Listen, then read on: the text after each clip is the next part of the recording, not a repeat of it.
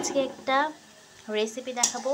Noodles না থাকলে, যদি নুডলস খেতে ইচ্ছা করে তাহলে এভাবে পেঁয়াজ, মরিচ, লবণ আর বাসায় যে কয়েকটা সবজি থাকবে সেগুলো দিতে পারেন। আমার বাসায় সবজি ছিল না, তাই আমি এখানে গাজর ইউজ করছি, পেঁয়াজ আর মরিচ আর হালকা লবণ দিয়ে এটাকে ভালো করে ভেজে নিচ্ছি। দেন একটা ডিম দিব আর এই তো চিরা দিয়ে নুডলসের মজা নিব। তো দেখুন কিভাবে আমি রেসিপিটা করি।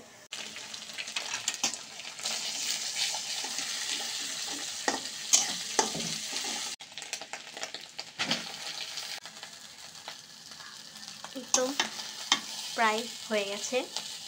নুডলস না থাকলে নুডলস খাওয়ার মতো একটা ইজি রেসিপি। এটা ট্রাই করবেন এবং ট্রাই করে খেয়ে জানাবেন কেমন হয়েছে।